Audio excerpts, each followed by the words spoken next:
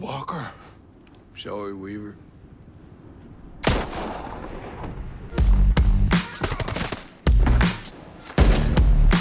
Target eliminated.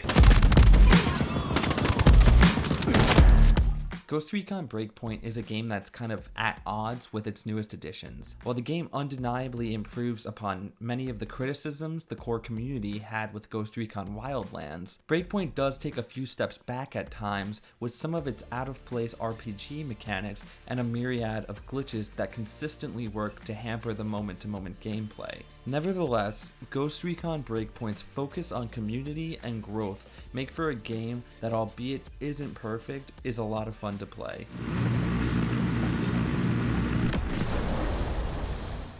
Ghost Recon Breakpoint is great because players can really dictate their own experience. Whether they want to jump into the campaign, PvP, or the general open world, it's all available right from the get-go. The variety is definitely commendable, but it doesn't feel like everything in Ghost Recon Breakpoint was given the same amount of polish. If you're just in it for the main storyline, you can expect about 25 to 30 enjoyable hours with Breakpoint. Nomad. Who's left? Who made it? Hey, you just relax, pal. I'm doing what I can. You damn superhero.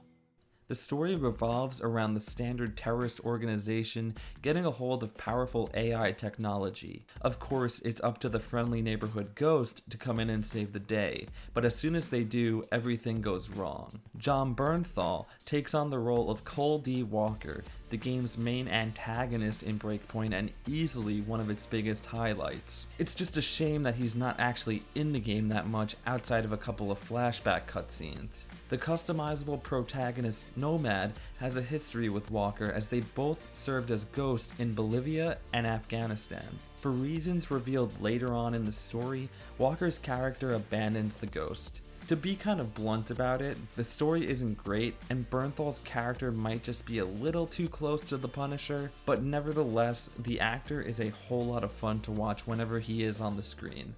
It's retaliation teams. Super secret squirrel shit. I thought we were super secret squirrel shit.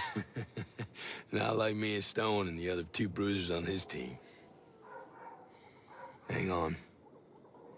3 targets. Coming out of the building, 12 o'clock, they have rifles. The game's main island of Aurora is massive, with an equally massive amount of content to take on. The world itself is beautiful and it's varied, albeit it can be a bit slow to get around, whether it's on foot or in a vehicle. There are fast travel points spread throughout the game, but Ubisoft definitely designed everything with regard to how a real soldier would move from place to place in a dire situation like this one.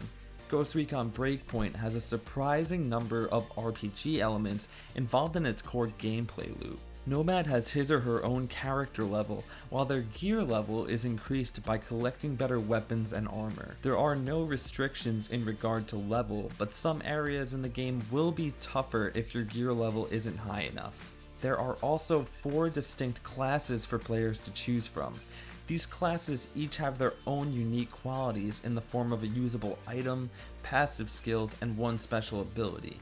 Other than that though, they all follow the exact same skill tree and can each be unlocked on one character, meaning you can switch between them on the fly eventually. The RPG elements aren't terrible, but they're not also that compelling, and they feel a bit out of place in Breakpoint.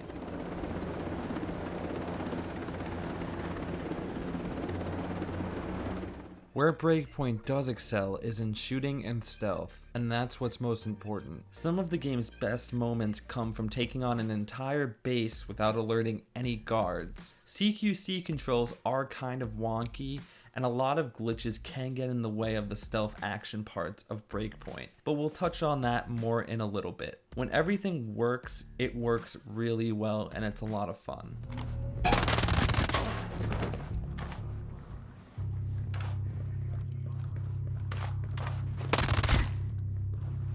PvP is by far the weakest part of Ghost Recon Breakpoint. This is the mode that does not feel like it received as much polish as the rest of the game. With only 2 modes, Sabotage and Elimination, it's a bit crazy to imagine any player would try and reach the end game through PvP alone. Matches are slow with extremely large maps and small teams, and going from round to round is a long and frankly quite grueling process. There are some fun moments to be had, but getting invested in Breakpoint's PvP will definitely be difficult for many unless some major revisions are made over time. It's certainly no Rainbow Six Siege, I will just say that.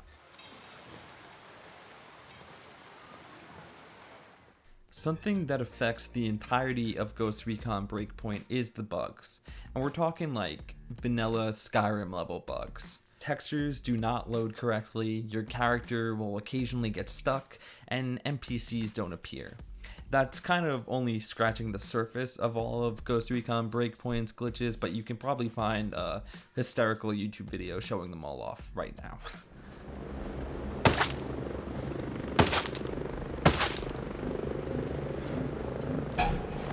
With that in mind though, glitches are definitely to be expected in a game of this size. I mean, it is absolutely huge, it's so big. And even with them being so prevalent, I managed to actually have quite a lot of fun with Breakpoint from start to finish despite all of these glitches. Something that I did want to touch on is the fact that a lot of players seem to be focused on Breakpoint's microtransactions, but this seems to be a little bit unwarranted. Money can be spent on cosmetic items or the ability to gain experience faster and get better items early on, but none of this necessarily matters for players who aren't interested in it, because stats don't carry over to PvP and cosmetics don't affect anything at all. I will admit that microtransactions on day one are definitely never fun to see, but Ghost Recon Breakpoint has plenty of content where these were easily overlooked for me personally, and if they're not for you, that's totally okay. Even with all of its issues, Ghost Recon Breakpoint is a much more fun and ambitious game than Wildlands.